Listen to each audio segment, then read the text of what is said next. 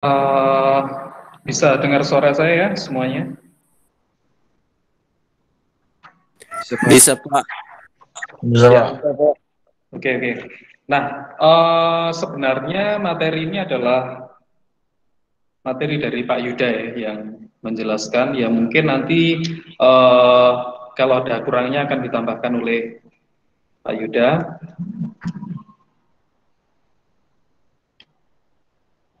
Eh, se- ya, ya. Selamat sore. Selamat siang ya. Masih siang sekarang. Nah, materinya judulnya adalah pengembangan ide dasar ya, studi presiden dan pengembangan ide dasar. Nah, di sini bisa dilihat ya di materi yang sempat saya share kemarin di Janitra. Nanti juga silahkan isi presensinya di Janitra ya. Dipastikan kalian sudah memiliki akunnya ya. Nah, kita lanjut dulu di materinya. Di sini saya jelaskan ya bahwa kita berangkatnya dari ruang terbuka hijau ya. Nah, kalau yang di semester kemarin kita kan ruang terbuka apa itu ruang terbuka yang untuk taman privat ya, yang lahan sisa di belakang apa taman rumah apa itu di belakang rumah tinggal dijadikan taman ataupun di samping atau di depan. Nah, sekarang posisinya kita skalanya sudah luas yaitu skala kota atau lingkungan ya. Nah, sebelum berangkat menuju ke desain, maka kita membaca dulu ya undang-undangnya, yaitu yang pertama adalah Undang-Undang Nomor 26 Tahun 2007 itu tentang penataan ruang. Kemudian Peraturan Menteri PU Nomor 5 PRT M 2008. Nah, ini misalkan kalian download peraturannya ini cukup cukup detail ya membahasnya ya. Saya harapkan nanti yang Peraturan Menteri PU Nomor 5 PRT M 2008 ini kalian cari di internet, di download ya. Nah, itu detail ya, bahasanya detail. Ini tentang pedoman penyediaan dan pemanfaatan ruang terbuka hijau di kawasan perkotaan. Nah, definisinya RTH adalah area memanjang atau jalur dan atau mengelompok yang penggunaannya lebih bersifat terbuka, tempat tumbuh tanaman baik yang tumbuh secara alami maupun sengaja ditanam ya. Nah, itu definisi dari ruang terbuka hijau. Kemudian juga menurut Peraturan Menteri Dalam Negeri Nomor 1 Tahun 2007, ini RTH kawasan perkotaan adalah bagian dari ruang terbuka suatu kawasan perkotaan yang diisi oleh tumbuhan dan tanaman guna mendukung manfaat ekologi, sosial, budaya, ekonomi, dan estetika. Nah, sewaktu nanti kalian merancang suatu taman, itu juga tidak hanya kalian mendesain taman pokoknya bagus gitu aja, tapi juga terdapat nilai-nilai yang lain ya. Bisa dieksplor nanti sosial budaya, ekonominya, estetikanya, nah, sesuaikan dengan ini nantinya. Kemudian di halaman berikutnya, nah, tadi saya sudah bilang kalau Permen PU nomor 5 PRTM 2008 ini sangat detail ya bahasanya ya. Saya lupa ini sempat saya download atau belum, tapi dulu saya sudah pernah membaca ya.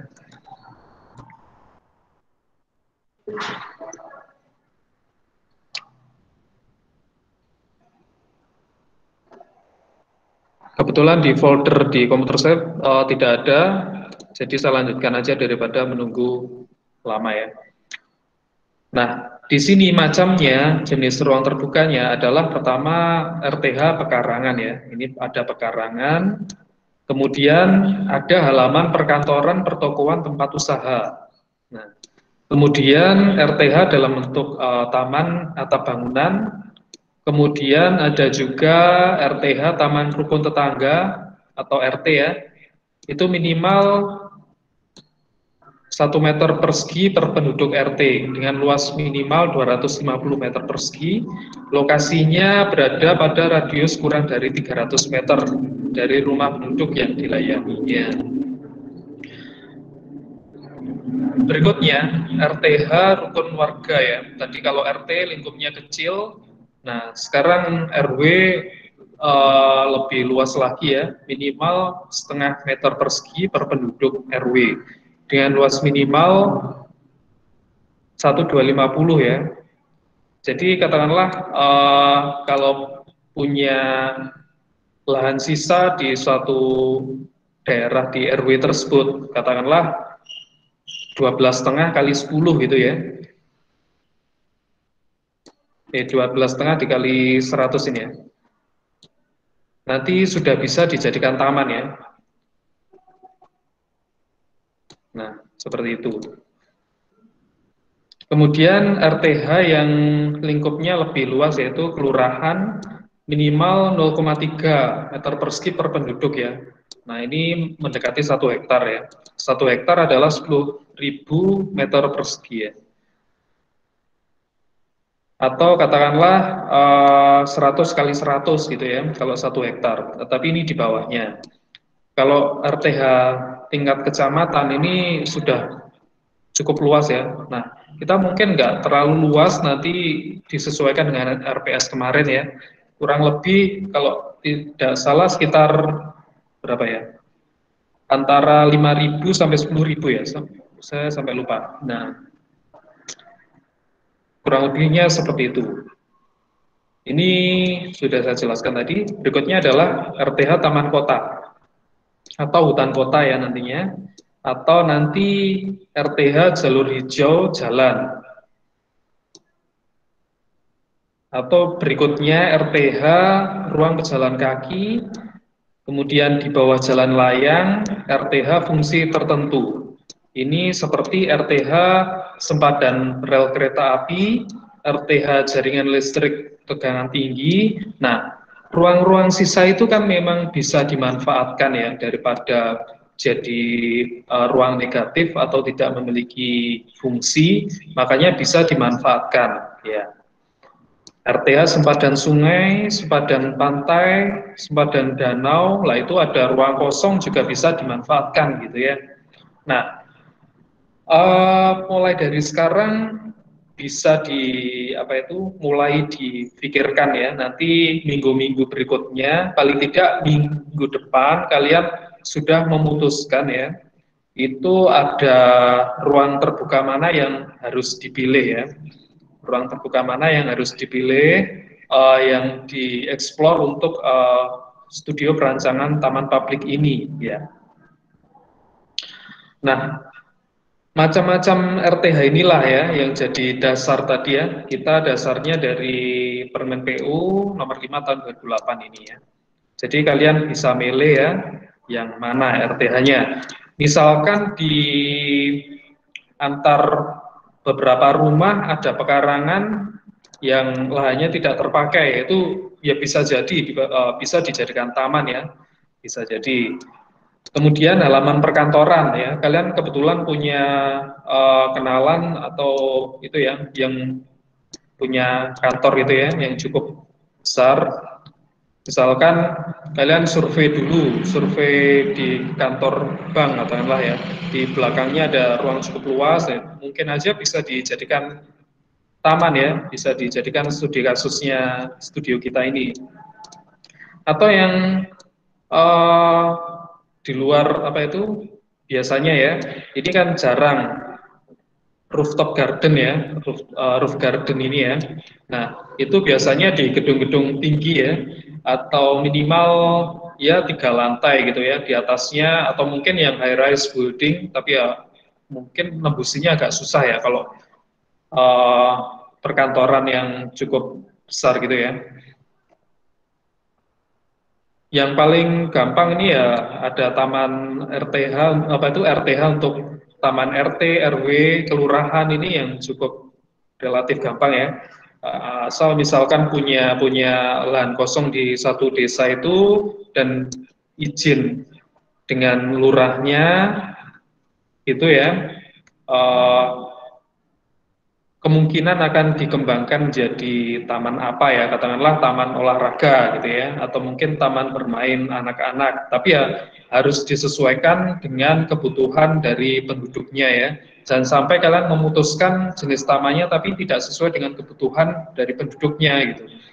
Ya nanti kedepannya tamannya itu kosong gitu meskipun hasilnya bagus ya. Makanya sesuaikan dengan kebutuhan. Nanti ada kita membahas di analisis kebutuhan ya. Nah, misalkan juga kalian menemukan apa itu, kalian tinggalnya di dekat rel kereta misalkan ya. Nah, itu ada jalur apa itu ruang terbuka yang cukup panjang tapi tidak dimanfaatkan ya. Nah, itu bisa diusulkan untuk RTA sempadan rel gitu. Mungkin saya cari dulu ya yang pernah saya kerjakan sebelumnya. Saya juga agak-agak lupa ini.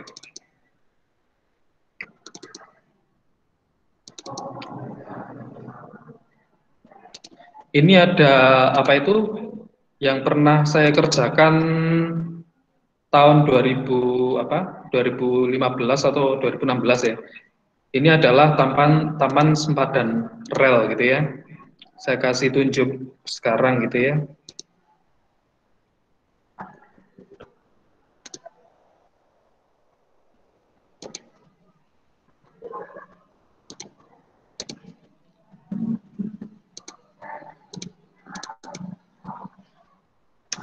Nah, ini ada, dulu saya pernah mengerjakan sayembara desain RTH ya. Kebetulan dapat juara meskipun tidak apa itu 1 2 3 ya, tapi masih dapat juara gitu. Nah, ya mungkin hasilnya cukup sederhana tapi lumayan ya. Lumayan bagus ya. Nah, ini contohnya, contoh set plan-nya ya. Ada di situ taman sempadan rel kereta, kemudian ada taman bermain anak-anak, taman lansia, dan ada gerbang tematiknya. Itu pembagian zonasinya gitu. Nah, ini adalah rel keretanya di sebelah sini ya. Bisa kalian lihat apa itu relnya di sebelah sini, tengah-tengah ini ya. Ini ada gambar spurnya, kereta apinya. Ya. Nah, gitu.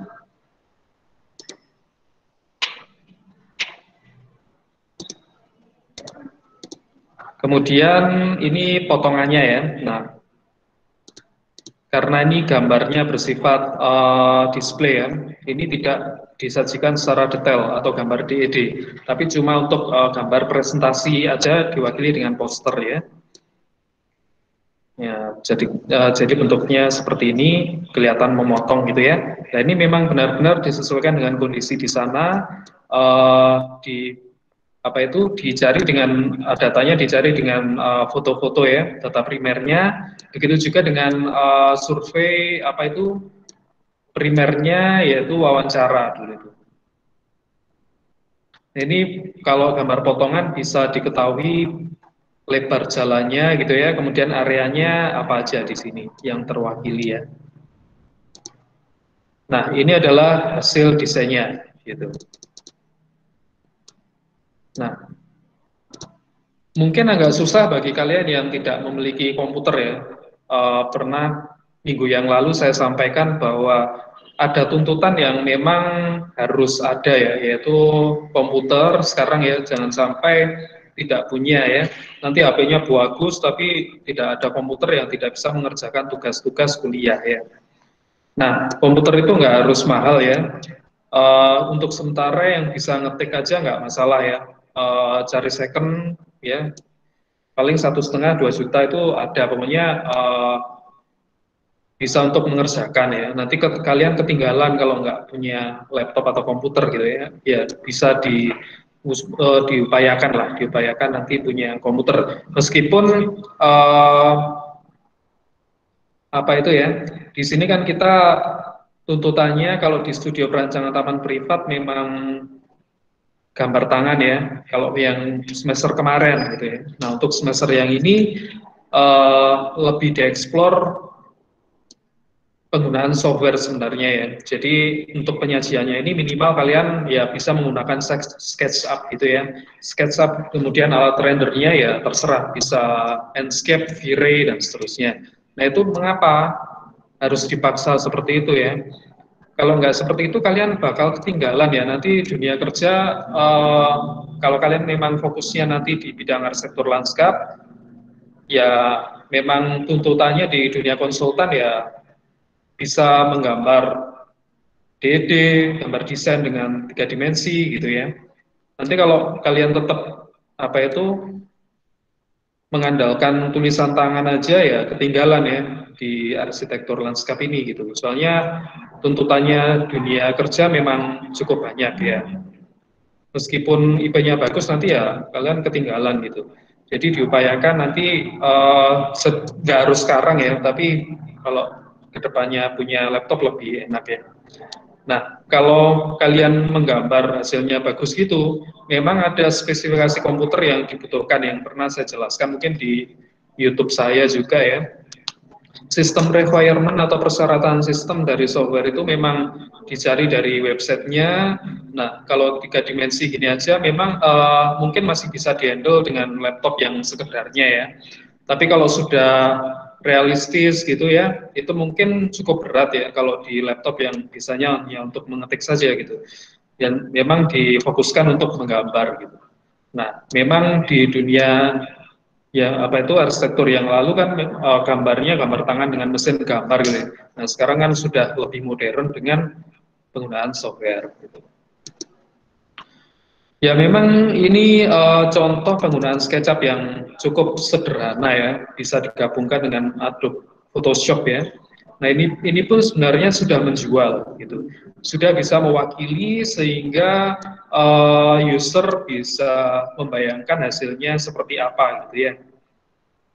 Nah contohnya tadi gerbang masuknya seperti ini ya, kemudian ini ada taman lansianya, ada tematiknya ya. Ini kan berada di apa itu studi kasusnya berada di area Arjosari di bawah jalan layang itu loh. Kalau kalian mungkin tahu, uh, itu adalah gerbangnya masuk Kota Malang ya, sehingga harus ada konsep tertentu ya yang berkaitan dengan identitas Kota Malang gitu ya, yang mana tidak bisa diletakkan dengan di daerah yang lain gitu.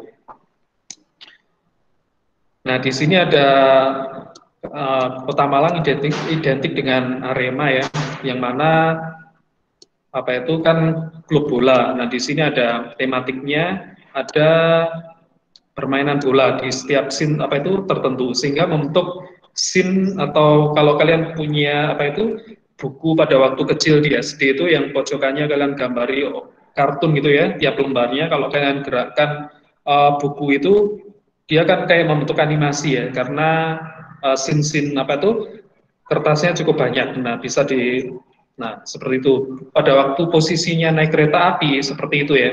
Jadi dengan pada titik tertentu kalau ada gambarnya seperti ini ya, nanti akan tercipta animasi suatu naik kereta api. Dulu itu konsepnya seperti itu. Karena titik-titiknya cukup banyak ya. Nggak tahu kalau ke halangan apa itu pohon ya beda lagi ceritanya. Nah, ini ada juga tempat bermain anak. Nah, tempat bermain anak itu tidak hanya sekedar mendesain ya, karena ada asas apa ya, keamanan, kenyamanan, edukasi juga. Nah, di situ bisa kalian lihat ya untuk tempat bermain anak gitu. Nah, kalau kalian mengandalkan gambar tangan aja ya mungkin akan susah ya kalian untuk mengeksplor gitu ya. Nah, kalau di SketchUp kan bisa dari 3D warehouse gitu. Nah, ini ada taman sempadan ya yang mana tidak difungsikan sebelumnya ya. Nah, ini dijadikan untuk taman bunga, taman buah dan seterusnya. Kemudian ada lighting stick ini ya atau lampu yang membentuk garis gitu ya. Nah ini konsep-konsepnya seperti itu. Ya, ini contoh aja yang pernah saya kerjakan ya. Nah ini membentuk karakter apa animasi kalau kalian naik kereta api dengan kecepatan tertentu itu dengan jumlah yang banyak ya. Nah Ini konsepnya ya harus dikuatkan gitu ya. Nah, ini adalah sculpture-nya. Sculpture ya mirip apa itu patung gitu ya kalau sculpture ya. Ini ada lighting stick-nya. Nah, ini ada apa itu gerbang masuk ya. Yang mungkin dulu apa ya? Ya saya lihatnya dari luar negeri gitu sih. Nah, kalau sekarang sudah ada di Taman Selamat ya sebenarnya ya. Seperti ini ya di Taman Selamat kalau kalian pernah jalan-jalan di situ ya. Ini tahun 2015 ya. Ya mungkin Taman Selamat sudah ada sih. Mungkin konsepnya hampir-hampir sama ya dulu itu. Nah, oke, itu konsep yang saya jelaskan ya. Nah, sewaktu mendesain ya tidak hanya sekedar mendesain aja ya. Jadi ada konsepnya, ceritanya yang bisa dimasukkan gitu ya.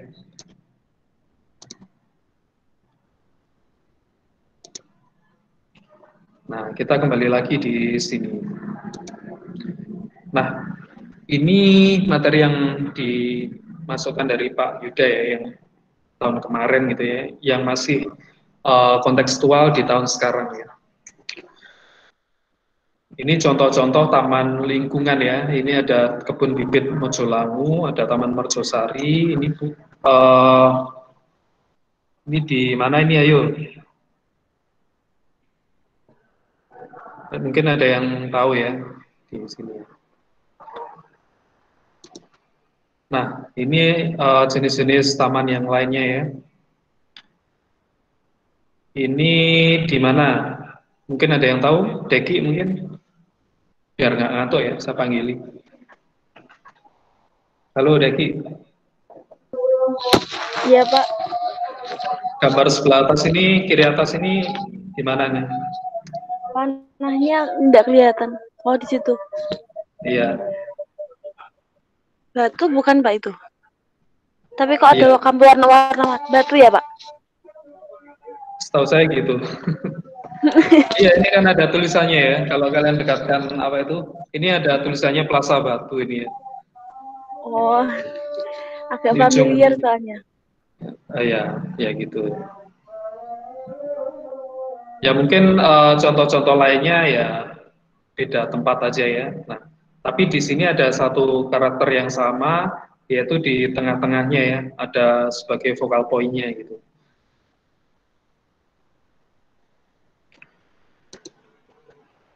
Nah, ini contoh yang lain. Ini karena yang memberikan contoh Pak Yuda, deskripsi yang lebih detail sebenarnya yang tahu Pak Yuda ya. Halo Pak Yuda, mungkin pas ketemu kepala dinas sekarang. Beliaunya pas sedang ada meeting gitu.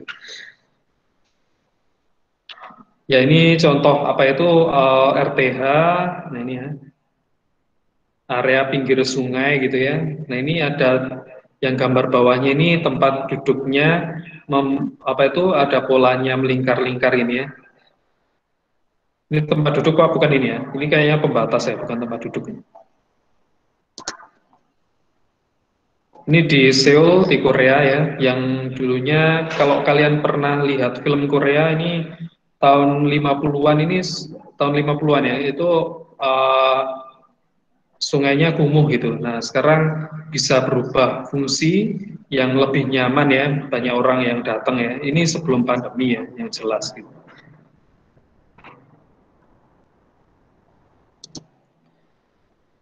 Nah, kira-kira kalau mendesain RTH yang baik itu yang bagaimana ya gitu? Bisa dijawab, mungkin saya tunjuk aja Arga. Halo, Arga.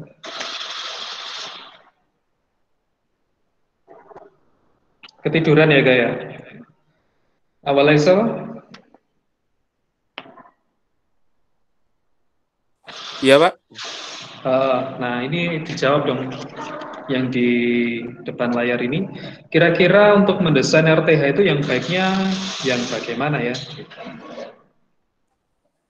Menurut saya ya untuk FTH yang baik itu ya lingkungannya dibanyai dengan vegetasi yang banyak dengan desain yang menarik mungkin. dengan konsep-konsep yang itu tergantung daerahnya sih Pak. Kalau RTH itu daerahnya di mana itu mempunyai ciri khas apa, nantinya bisa dijadikan icon di RTH tersebut. Oke, oke. Mungkin itu. Ya, cukup. Ya, bagus jawabannya. Mungkin Elsamar Ya Pak, ada jawaban lain? Menambahkan atau ada jawaban lain mungkin? menurut saya mendesain RTH yang baik itu ya kita mengutamakan apa yang disukai oleh masyarakat sekitar. Habis itu mempunyai daya tarik tersendiri dan Ya, ya mempunyai vegetasi yang banyak lah, oke, sehingga oke. bisa dapat untuk uh, lanskapnya gitu. Mungkin itu saja Pak. Ya, boleh, boleh. Nah, sekarang yang cewek ya.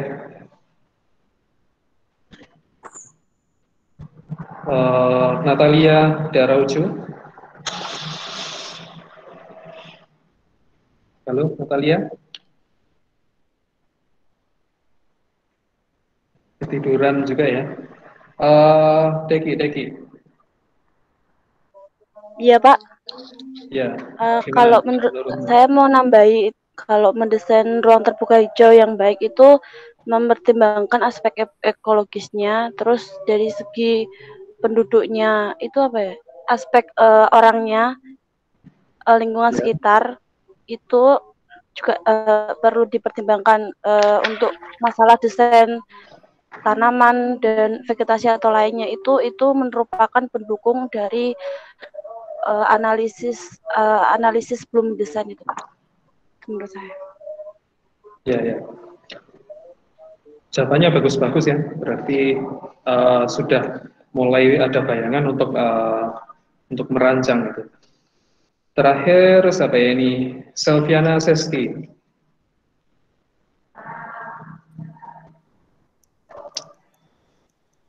Halo, Selviana Sesti. Iya, Pak. Halo. Ya, Kalau menurut saya sih tergantung dari daerahnya sendiri, Pak. Tergantung ya. dari vegetasi tanaman yang ada, karena untuk membangun RTH tidak mungkin kita menggunakan tanaman dari luar daerah, takutnya nanti tidak tumbuh. Takutnya Ya, nanti bisa jadi vegetasi. seperti itu ya. Nanti sesuaikan dengan iklimnya, maksudnya gitu ya. Ya, iya, Nah, Pak. memang sekilas seperti tadi ya. Nah, kita kan di babnya ini studi preseden dan pengembangan ide dasar. Studi preseden itu maksudnya kita membandingkan dengan contoh taman yang lain yang sudah ada dan pernah dibangun gitu ya. Yang memang benar-benar sudah dibangun gitu. Kemudian ide dasarnya itu bagaimana gitu. Nah, ide dasar bisa jadi dari bentukannya, kemudian ada konsep fungsi, konsep vegetasi yang tadi pernah dijelaskan gitu ya. Yang terutama paling jelas adalah identitas ya. Nah, identitas itu kenapa gitu? Identitas itu menandakan bahwa jati diri atau nilai kekasan ya, yang mana taman itu tidak bisa dibangun selain di tempat itu saja gitu ya. Masa kita membangun di Taman Kota Malang tapi apa itu menumbuhkan ada aksen rumah-rumah yang di luar Jawa gitu ya, kan nggak mungkin. Jadinya nanti membingungkan gitu ya. Makanya identitas itu penting menurut saya. Nah, untuk memperkaya ide desain tadi itu diperlukan dengan pembanding dari karya para ahli sebelumnya, belajar dari alam, kemudian magang di konsultan yang besar ya, kemudian penyampaian secara lisan, baik itu seminar, sarasehan, diskusi yang akan membuka ide-ide dari kalian ya. Ada juga dari textbook ya, textbook itu mungkin dari buku ajar, mungkin dari buku-buku populer yang ada di mall gitu ya. Nah, itu bisa untuk memperkaya ide dasar. Kemudian dari karya para ahli ya, setiap taman mewakili solusi desain tertentu ya, jadi tidak bisa diulang di tempat yang lain. itu dilihat dari kendala-kendalanya, kemudian keterlibatan pengguna ya, memperhitungkan potensi lingkungan sekitarnya, menggunakan material yang mudah ya, yang tersedia di sekitar gitu. Di sini contohnya ada karya dari arsitek yang sudah terkenal gitu. Ini biografinya ya. Itu Peter Walker ya. Dia memulai studinya di University of California, kemudian melanjutkan studi di Harvard. Hampir seluruh karyanya memiliki pola desain yang simetris ya. Pola desain simetris ini lebih formal kesannya ya. Seperti taman-taman yang formal yang berada di balai kota gitu ya. Itu kan pola desainnya simetri, kanan kirinya sama gitu ya. Nah, kalau taman-taman lingkungan yang tidak simetri itu melambangkan yang non formal ya, maksudnya sifat santai gitu ya. Tapi kalau yang simetris ini kan kaku gitu. Tapi dia menandakan ciri khas suatu daerah yang kesannya lebih formal, monumental gitu ya. Nah, seperti itu. Nah, kalau yang Peter Walker tadi desainnya simetris, kubistik itu maksudnya lebih banyak bersudutnya ya, daripada pola lengkungan gitu ya. Kubistik itu lebih ada mungkin bentuknya bisa persegi panjang, segitiga, itu kan pokoknya membentuk sudut lancip ya, atau kotak gitu ya. Nah,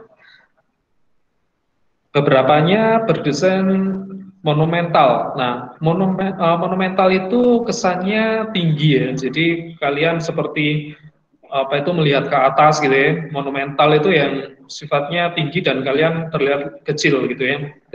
Melihat dari jauh dan lebih kecil ya. Yang jelas karyanya lebih tinggi gitu.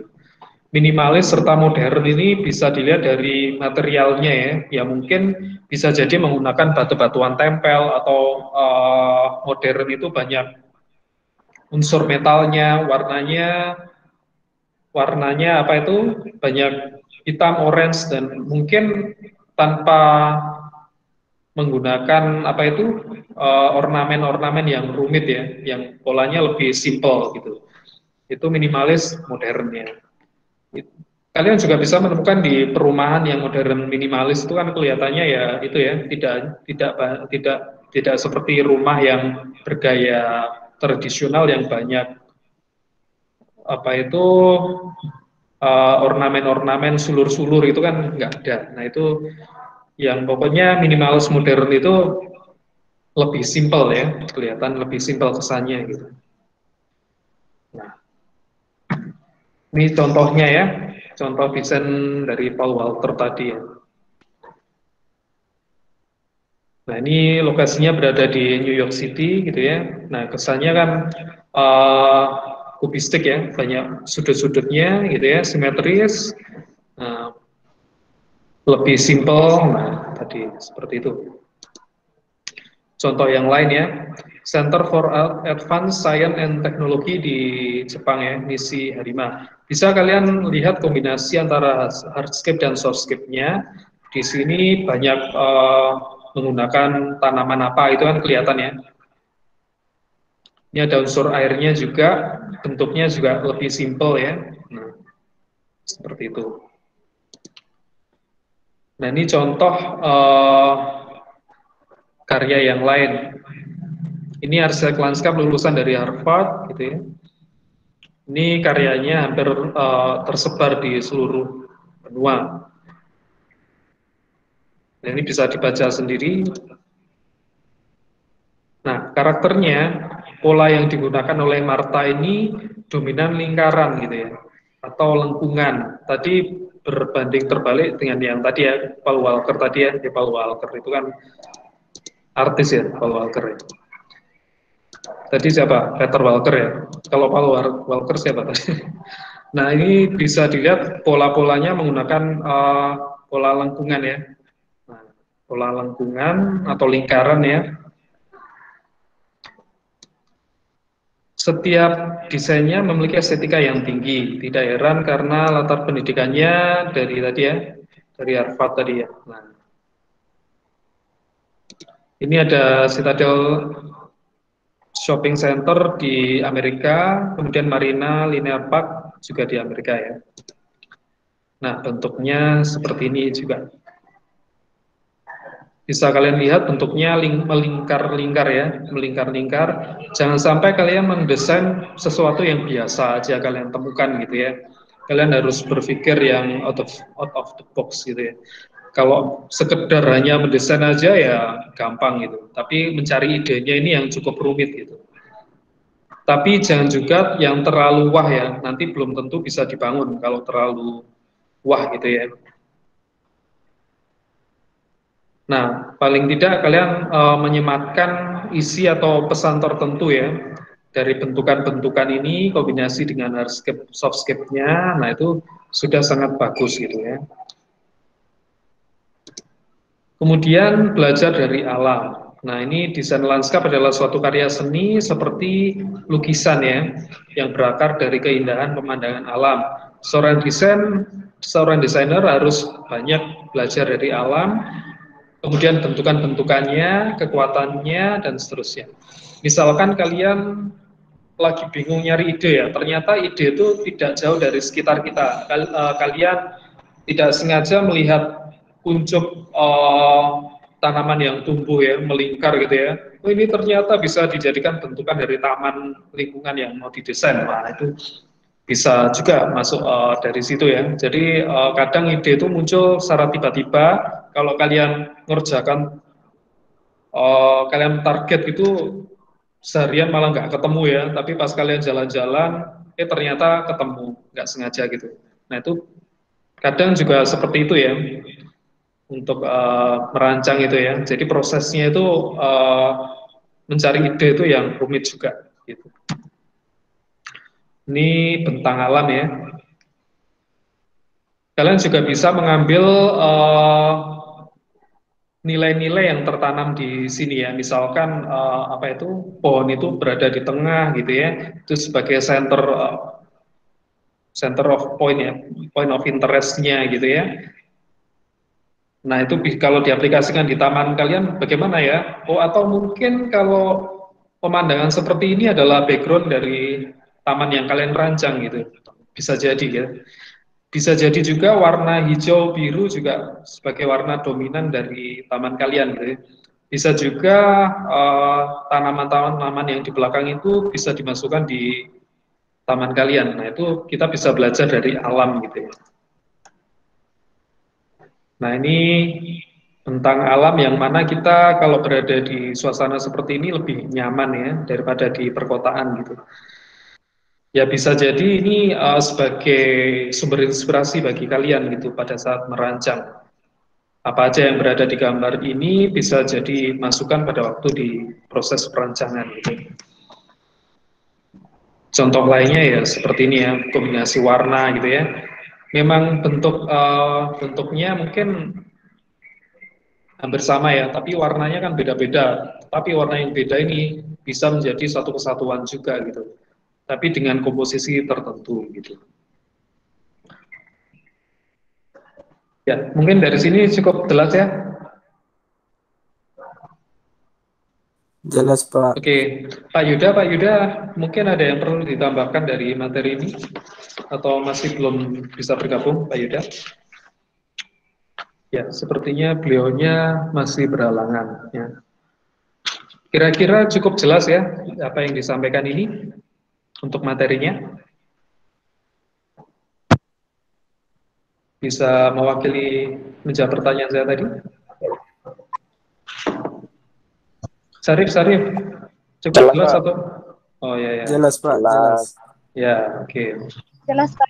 Nanti takutnya ketiduran saya yang ngomong sendiri. Ya. Ya. Nah ini intinya kita kan preseden ya dan pengembangan ide dasar ya.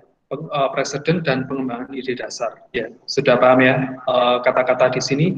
Preseden itu kalian mencari bentukan apa itu taman yang sudah terbangun sebelumnya dan bisa menjadi nilai yang diterapkan pada rancangan kalian yang nantinya gitu ya. Nah, pengembangan ide dasar kalian bisa mencari ide itu kadang juga berada di sekitar kita, meskipun kadang juga tidak sadar ya. Gitu. Nah, saran saya kalian jalan-jalan ya, tapi tetap mematuhi protokol kesehatan. Bisa kalian bisa searching atau mungkin jalan-jalan yang berada di kota masing-masing ya. Kira-kira taman yang bagus itu yang mana gitu ya. Kira-kira taman yang bagus itu yang mana? Ini ada banyak mahasiswa ya di sini. Saya putuskan aja siapa ya. Saya tanyakan dulu ya. Siapa yang kira-kira jadi ketua? Kemarin belum sempat ya, belum sempat saya tanya seperti itu. Ada yang berminat jadi ketua?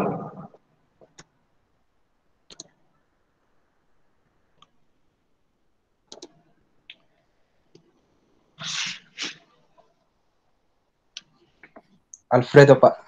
Siapa? Siapa yang berminat jadi ketua kelasnya?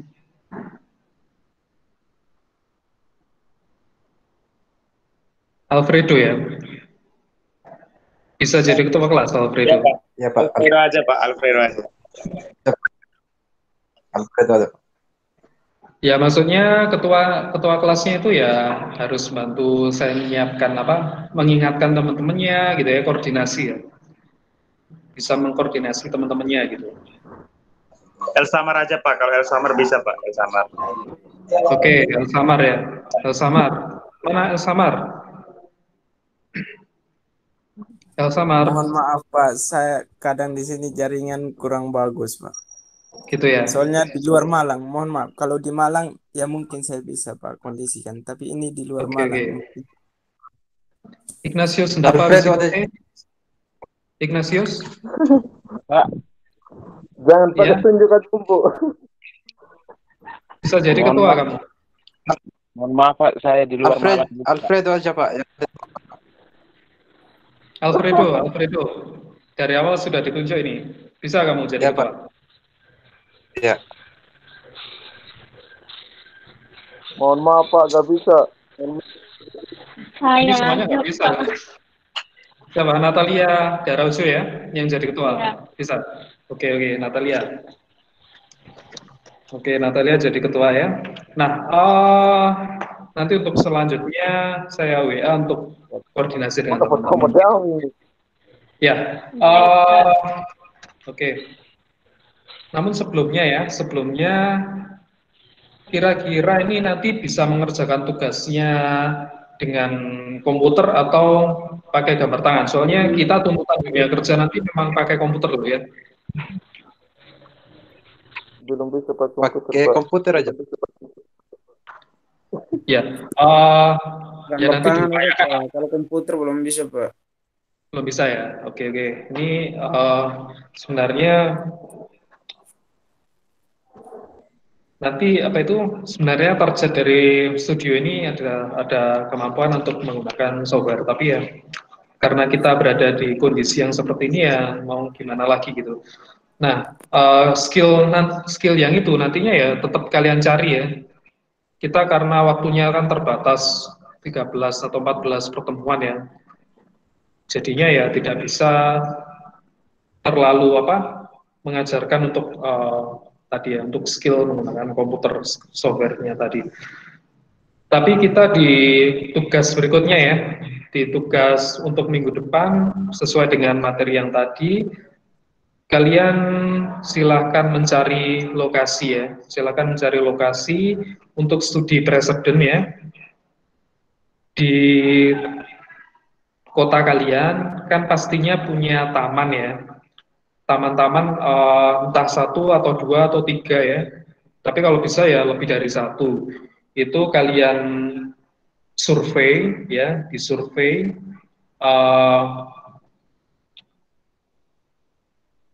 dari alamatnya, dari bentuknya, nah kalian pokoknya datang aja di foto-foto dulu gitu ya. Nah, itu kalian meresum dari taman yang untuk studi presiden tadi ya dijadikan laporan ya nantinya gitu. Nah, kita nanti juga ada tugas membuat video, tapi belum minggu depan ini ya, membuat video ya. Nanti ada tugasnya seperti itu. Tapi mulai dari awal ini, untuk minggu depan ini ya, itu diputuskan lokasi taman yang dijadikan presiden itu di mana gitu. Nanti kan ada kajiannya di tiap minggu ini kan diajarkan tema-tema untuk studinya ya. Yang mana di minggu ke-8 nanti kalian sudah siap untuk merancang ya. Jadi di minggu kedua ini masih awal aja gitu. Pastikan kalian menemukan taman yang dijadikan studi presiden, itu aja tugasnya. Dan kalian mendatangi taman itu ya. Cukup jelas ya penjelasan dari saya ini? Jelas, Pak. Saya mau tanya, Pak. Oke. Ada yang mau tanya? Ya, Iya, silakan. saya mau tanya.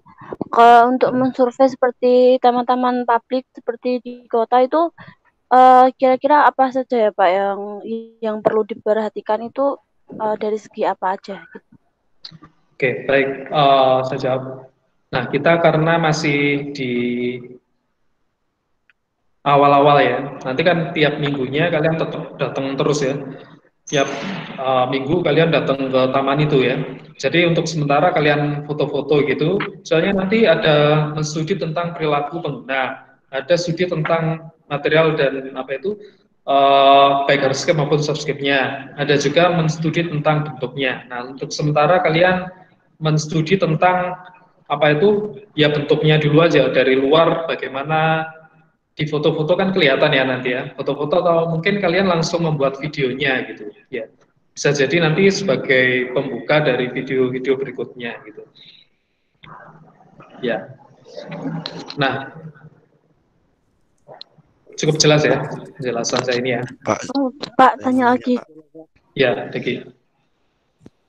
Untuk pemilihan tapak yang akan dijadikan tugas ini nanti, semisal taman kota yang sudah terbangun, namun kalau menurut saya pribadi itu kurang sesuai dengan identitas kota itu sendiri, bagaimana Pak? Apa diperbolehkan? Diperbolehkan, tapi kita akan lihat luasannya juga ya. Kalau terlalu kecil gitu ya nggak bisa ya. Nanti ukurannya paling nggak ya minimal berapa? 5.000 apa berapa yang menurut RPS kemarin itu? Saya lupa ukurannya ya. Mungkin 5.000, atas-atasnya 10.000 atau gimana gitu loh. 5.000 kan kecil ya, paling 50 kali 10 gitu ya. Kalau 10.000 kan 100 kali 100 itu ya.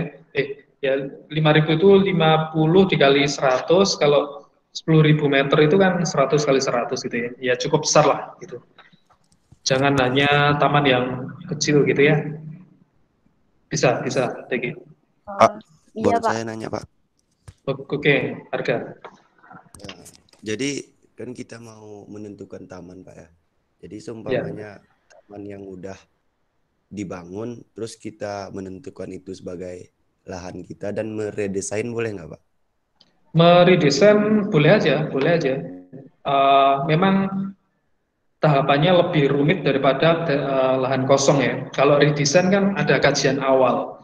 Kajian awal itu maksudnya kalian mengkaji dulu taman yang sebelumnya itu nilai kekurangannya yang mana. Nanti akan disempurnakan dari desain berikutnya ya. Jadi kalian bakal menanyakan hal tersebut ke apa itu pengelola ya, pengelola di situ kurangnya apa aja, mungkin kurangnya secara visual gitu ya, kurangnya fungsinya masih belum terpenuhi, atau mungkin taman yang sudah ada itu kosong terus ya, sehingga penghuni apa itu pengunjungnya tidak pernah datang atau tidak tercapai targetnya. Dengan desain yang baru kan bisa lebih menjual lagi gitu. Bisa jadi meredesain itu ya. Tapi ada tahapannya, ada satu tahapan yang nanti perlu ditambahkan ya. Bisa harga, atau tadi Deki juga tanya yang sama gitu. Siap. Oke. Gitu ya. Mohon maaf, saya mau tanya. Ya, Sarif. Jadi untuk penugasan ini kita sifatnya individu atau kelompok, Pak? Makasih, Pak. Nah itu bagus juga pertanyaannya. Nah, kalau menurut tahun lalu sih penugasannya secara kelompok ya, karena kalau individu bebannya cukup berat gitu. Nah, ini kesepakatan aja si ketuanya Natalia, kira-kira nanti bisa dirangkum pendapatnya dari teman-teman, enaknya individu atau kelompok gitu. Nah ini kalau ya, Saya orderan Pak. Saya rekomendasikan kelompok, tapi kelompoknya ditentukan kayak kita dulu aja Pak. Ditentukan per individu aja gitu Pak. Gitu ya. Iya. Oke. Soalnya Kalau begitu kan nggak semua di Malang atau semua satu kampung ya, gitu Pak ya. Jadi siapa yang di Malang bisa menentukan masing-masing gitu Pak. Makasih. Iya. Lokasinya tidak harus di Malang ya, tapi bisa juga di tempat masing-masing. Atau gini ya, misalkan satu kelompok bisa 5 orang gitu ya. Satu kelompok bisa 5 orang misalnya. Nah, posisinya mungkin bisa beda-beda, dalam kotanya kan beda-beda. Tapi ada yang nyurvei itu yang berada di kota tersebut ya, yang jadi ketuanya. Tapi yang di beda kota, dia itu bisa membantunya gitu ya, membantu proses pengerjaannya. Itu juga nggak apa-apa seperti itu. Ya. Jadi bisa ditentukan sendiri aja ya. Saya mungkin nggak ikut ngatur dalam penentuan kelompok. Nah, kalian bisa mengatur sendiri. Kalau 23 orang ya mungkin bisa 4 sampai 5 orang ya satu kelompoknya gitu ya. Ada ketuanya yang memang tanggung jawab, tapi ya tidak semua pekerjaan tergantung dari ketuanya ya. Jadi dibagi sesuai dengan penugasannya gitu. Gimana Harga? Cocok Pak. Oke. Maksimalnya tadi 4 atau 5 ya Pak ya? Iya, ya. Jadi kita nggak usah banyak-banyak kelompok juga. Nanti ya terlalu banyak kelompok nanti anggotanya sedikit ya sama aja ya. Jadi mungkin kan totalnya satu kelas ini kan ada 20-an ya. Ya mungkin ada berapa? 4 kelompok ya, mungkin aja seperti itu jumlahnya. Gitu ya. Oke, nanti Harga bantu si Natalia untuk penentuan kelompoknya gitu. Tapi dipastikan minggu depan sudah survei ya, sudah survei di lokasi di taman mana yang dijadikan objek studi prasedem itu gitu. Ya minimal ada foto-fotonya, kemudian ada videonya ya. Ya mungkin ya bisa pakai video dari kamera HP aja gitu. Gitu aja. Nanti tugasnya saya taruh di Janitra gitu. Gitu ya. Siap. Waktunya sudah mepet ini. Sudah 12:30 ternyata. Oke, kalau begitu mungkin sementara pertanyaan ditampung di WhatsApp aja atau mungkin di Janitra gitu ya. Nah, kita tutup aja perkuliahan siang ini ya, karena Pak Yuda juga berhalangan juga mau memberikan materinya. Gitu ya. Tutup ya perkuliahannya. Assalamualaikum warahmatullahi wabarakatuh. Terima kasih atas bergabungnya di kelas yang ini. Waalaikumsalam. Ya. Waalaikumsalam. Oke. Ya, bisa meninggalkan roomnya ya. Siap Pak. Terima kasih Pak. Oke.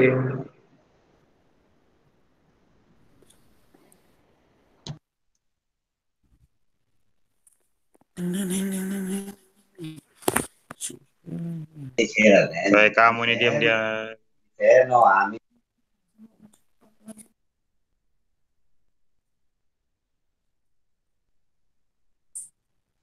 Woi, buat apa kalian?